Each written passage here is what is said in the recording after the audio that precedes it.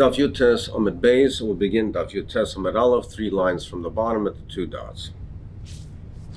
V'amrloi ishi kain gadol. So we learned in the Mishnah that the shluchim of the Bezdin, the Mishnah says that Masru ziknei Bezdin ziknei kahuna, and v'amrloi they said ishi kain gadol anu shluchei Bezdin.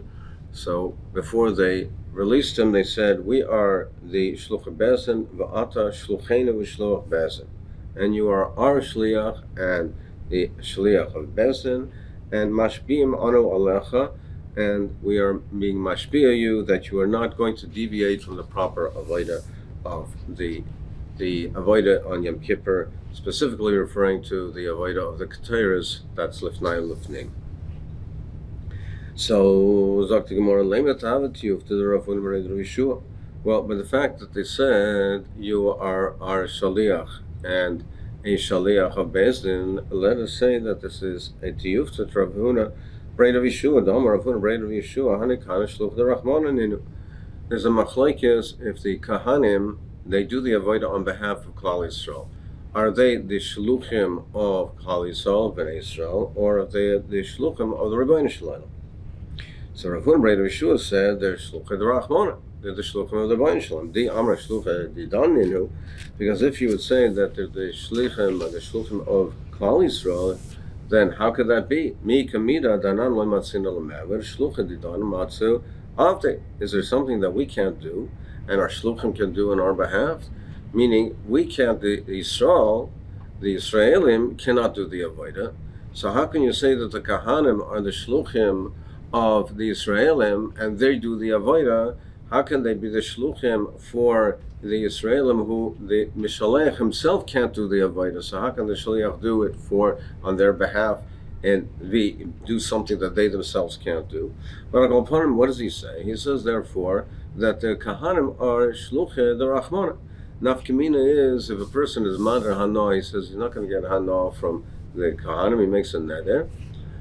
If there are shluchim, the fact that the shaliach is carrying out, doing something on the mashalech's behalf, that's considered like he's getting hana. If they're considered shluchim the Rachmana, then he's not the shaliach of the Yisrael, so therefore the kohen could do the avodah on behalf of the Yisrael that was Madar Hana.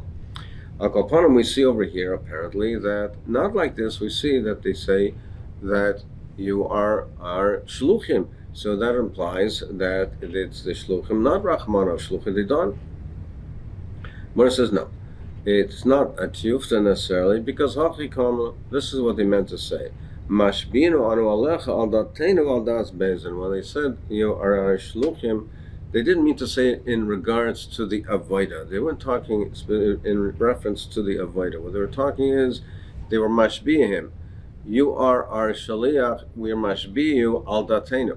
That we have, this is what we have in mind with the shua, that you will not deviate from the proper avodah Yom Kippur, and therefore, when you answer amen to this and you acknowledge and you affirm this shua, you're doing it on the basis of what we have in mind, not any kind of distortion or drei that you might have in mind. So that's what they mean to say. They're not referring to the avodah; they're referring to the kavana of the shua, and we are now instructing you to make the shua. We're commanding you to make the shua, and you are a shaliach, so to speak, of ours, meaning you are making the shua with the intent that we have in mind. So you're carrying out the shua with the intent that we have in mind with the shua. Hu parish v'heim parshim uvaychem. After the shua, so he would turn aside, the kohen gadol would turn aside and cry, and also they would turn aside and cry. So who why was it that he was crying shachashtu at tzeduki? Because they suspected him of being at tzeduki. That's why they imposed the shua on him that he would not do the avodah like the tzedukim did. So because he was suspected of being a rasha that was painful, he cried. They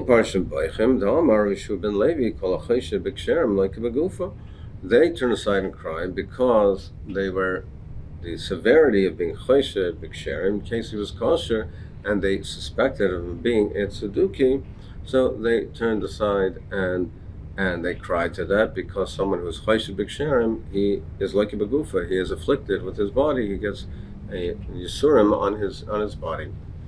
The Meforshim are bound by the fact is, well, they have an obligation to be mashpiyim, so why is it considered that it's chayshik sherem? Why are they doing anything wrong in this matter? So there's different terutzim, but maybe we can perhaps answer in a simple teretz is that they are allowed to, and they're mechuyev to carry out their obligation, to be mashpiyim, but they're not allowed to, on a personal level, to suspect him if there's no reason, no grounds to suspect him. So therefore, they have to be mashbiah him in order to ensure that the avodah is carried out properly on Yom Kippur. But they're not allowed to, on a personal level, have thoughts about it, suspect them, be choishedim that he really is a tzeduki, and believe that, if they have no grounds for it, if he's still considered a chashuv b'ksherim.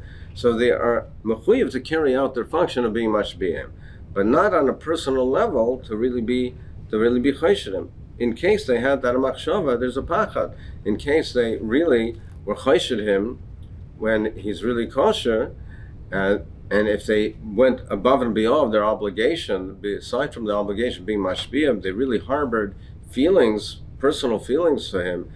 In that regard, then that would be a problem of being chayshik b'shem. It's like a begufa.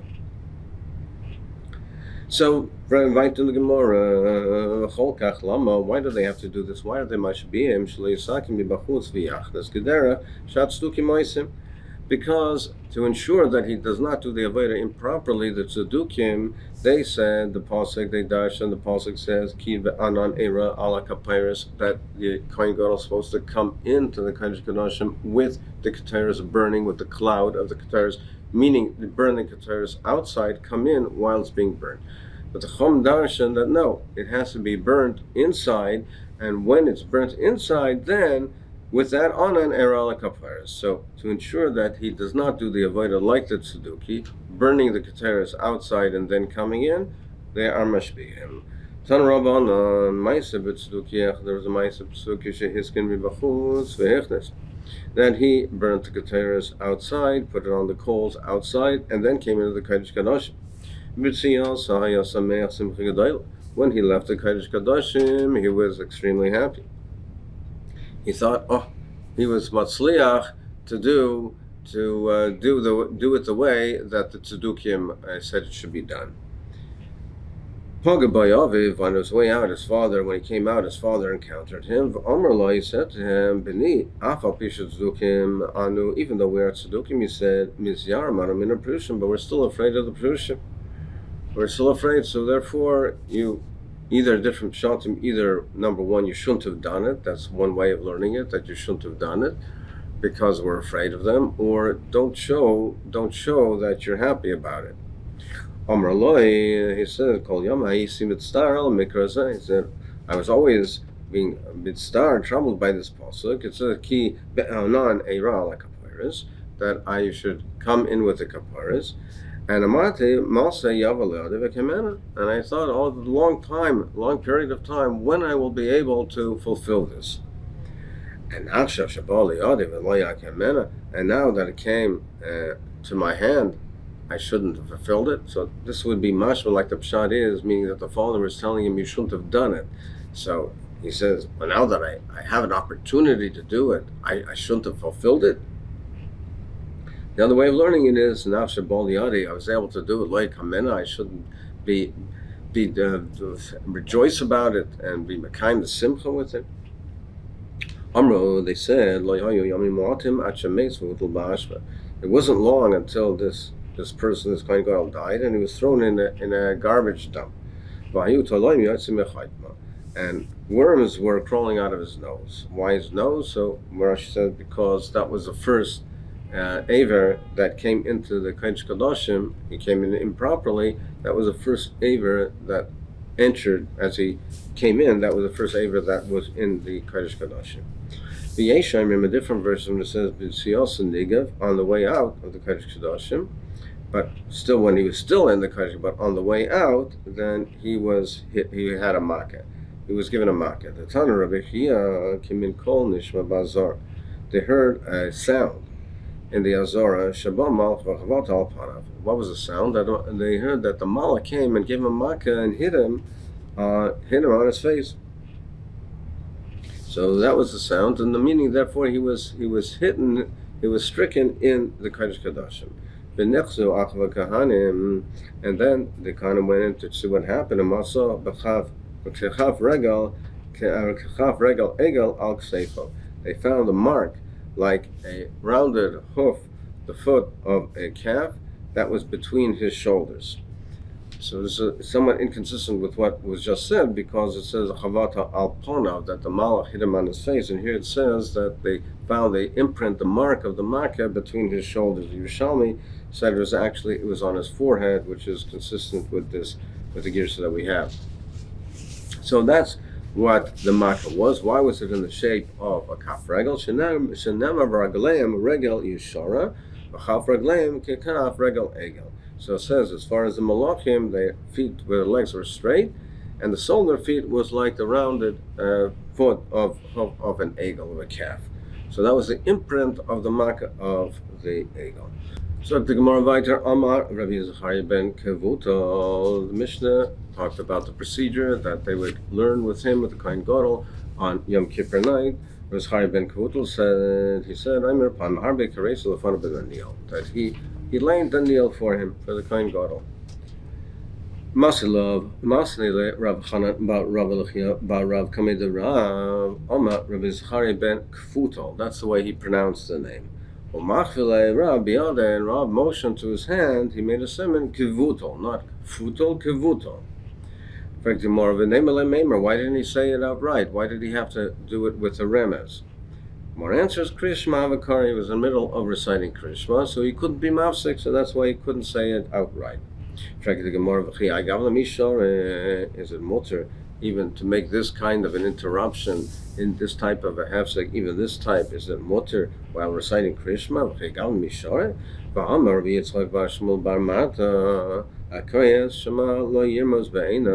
a person's reciting Krishma, he shouldn't make motions with his eyes, make a remez with his eyes, or not mouth words with his lips, and not make with his fingers, motions with his fingers.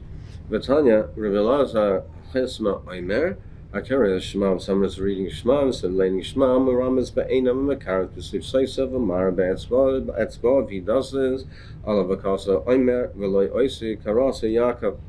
It says, you did not call out to me, Yaakov. Meaning, you didn't say Shema. You didn't call out to me, Yaakov. You didn't say Krishma. It's considered as if it was not said. So how could, therefore, Rav do this? Like Kasha, have a parak rishon, have a parak sheni. This that we say that lo yikrutz lo yirmois, that's in the first parak, and the second parak is mutter, and he was reciting the second parak. Tan Rabbanon. So continuing on this theme, on this topic, v'dibarta bam. It says you should speak bam in shema. So it says bam, mean in shema bam v'loy b'tfilah, but you speak in shema, but not in tefillah. What does that mean? So that means is that by tefillah, that v'loy b'tfilah, you have to say it silently. V'dibarta bam b'kriyishma, you can enunciate and say out the word, say it out loud, but not by shema, not by tefillah. Rather, by tefillah, it has to be said quietly. It is that it is not heard by other people. V'dibarta bam, we continue to darshan. V'dibarta bam b'cha yesh l'cha rishus l'daber. So v'dibarta bam, speak in this, speak in divrei Torah. B'cha bam yesh l'cha rishus l'daber. V'loy b'dvarim acherim, but not dvarim b'telim. But don't speak dvarim b'telim. Ravacha Omer, he says, v'dibarta bam asay oisan keva v'al tasem aray. V'dibarta bam, that you should make the divrei Torah keva and not aray, meaning even if it's not dvarim b'telim, even if the other things you're doing are not dvarim b'telim, still the Torah should be keva. The ikar, the main topic, main thing that you speak about should be divrei Torah. Meaning the previous drush is b'cha yesh l'daber v'loy b'dvarim acher, and not with other men. Dvarim b'telim. Dvarim b'telim don't speak at all. Now, even things which are important things, nevertheless, the Torah, the Divrei Torah should be the Ikra, that should be the Keva and not Arai, and the other matters which are not Dvarim B'Telim, which have value, but that should be Arai, that should be temporary. Someone who says he's Oisach Sichas Chulin, thinks that Dvarim B'Telim, then he's over the Nase, Shenemar V'Dibata Bam, V'Leb Dvarim Acher. Rav Acha bar Yaakov Omer, Oiver Belav, Shenemar Kol HaDvarim Yegim, V'lo Yuchal Ish L'Daber. So the pasuk says, the things that are Dvarim Yegim, things that weary a person out, that make him wear him out, the Yegim, they make him weary. What are those things? Those are Dvarim B'Telim. Their energy, he expends energy without any value from it. So lo yuchal ish ledaber, lo yuchal ish ledaber. He should not speak of them. So therefore, it's like a lav.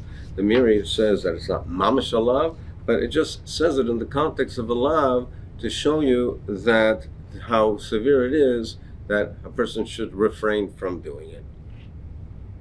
So the Mishnah, so we said that the Kohen Gadol has to be up the entire night so that he's not roya tuma. So therefore, we have to keep him up. If we see that he's starting to doze, the Kahanim, the young Kahanim, would snap their fingers with him. We'll see what this lotion of Esbat is in the Gemara. But they would snap his fingers at him to wake him up. Ishi Kohen Gadol. They said, my master Kohen Gadol, stand up and stand up on the floor. So stand up, v'hafeg, dispel your tiredness, your sleepiness, and v'hafeg achas ala rispa, and once on the floor, stand up on the floor. The floor, as we'll see in the Gemara, and the floors the stone floors, and it was cold. Stand up on the floor, and they would try to therefore keep him up that way. And